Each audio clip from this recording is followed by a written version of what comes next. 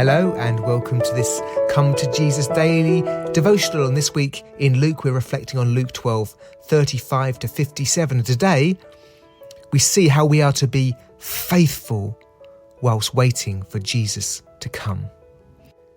Let's read from Luke 12, 41 to 46. Peter asked, "Lord, are you telling this parable to us or to everyone?" The Lord answered, "Who then is the faithful and wise manager whom the master puts in charge of his servants to give them their food and allowance at the proper time? It will be good for that servant whom the master finds doing so when he returns. Truly I tell you, he will put him in charge of all his possessions. But suppose the servant says to himself, 'My master is taking a long time in coming,' and he begins to beat the other servants, both men and women, to eat and drink and get drunk. The master of that servant will come on a day when he does not expect him, and at an hour he is not aware. He will cut him to pieces and assign him a place with the unbelievers." Today's lesson: each of us is to be a faithful and wise manager in the ways that Jesus has called us to serve him. I'm sure that we've all experienced people who do a good job and those who cannot be trusted. Some people are always late. They take days off pretending to be sick.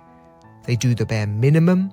They spend their time distracted by their phone rather than working hard, etc. Likewise, Christians can be more or less attentive and active in serving Jesus. In today's reading, we see that Jesus uses the analogy of a manager to teach us how we are to wait for his return. He refers to this faithful and wise manager. Firstly, Jesus uses the example of a faithful and wise manager to teach us about how we are to wait for his coming. Firstly, we are to be faithful. Pistos, faithful, which means to be trustworthy, reliable, believing, true-hearted.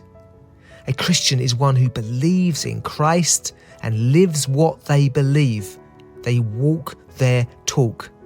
So the faithful and wise manager, firstly, is faithful. Secondly, the faithful and wise manager is wise, which means to be thoughtful, have character, employ right knowledge. A Christian, a wise Christian, that's like this wise manager, a wise Christian is to seek to do the right things in the right way, which is the essence of wisdom. The faithful and wise manager, thirdly, is a manager. Obviously so, but that's what it says, the word manager. This is about being a steward in a household. Those serving the will of the head of the house. And a faithful and wise manager is serving the head of the house, Jesus. We're his stewards. But he also speaks about an unfaithful manager. Alternative to the noble picture of this faithful and wise manager, we're given the description of the unfaithful manager. This person gets tired of waiting for Christ. They get bored, maybe, of going to church, bored of prayer, bored of the Bible. They've waited a long time for exciting things to happen. They've become bored with the things of God.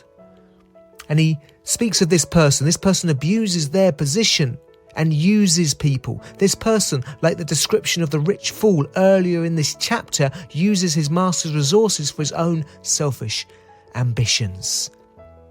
That's the unfaithful manager. Then there's reference to Jesus' judgment, isn't there? Again, Jesus teaches us that the faithful will be rewarded, whilst the unfaithful will be judged and will suffer loss. As we see, the unfaithful manager is not ready for his master's return, and likewise, the unfaithful Christian is not ready for Jesus' coming. They're not, as we saw yesterday, dressed and with lamps burning.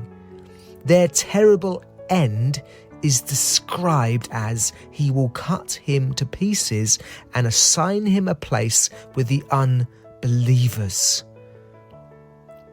This is teaching us that in many cases, those who call themselves Christians reveal themselves to be false believers by their lack of devotion to Jesus. True faith in Christ will always spill over into how we live for Him. So in response, each of us is to be a faithful and wise manager in the ways that Jesus has called us to serve Him, regardless of the past. Today is the day to recommit yourself to faithfulness, to wisdom, and to service. Let's throw off, as it says in Hebrews 12, 1-3. Let's throw off everything that hinders and the sin that so easily entangles, and let us choose again to run with perseverance the race marked out for us, fixing our eyes on Jesus, the pioneer and perfecter of our faith. God bless you.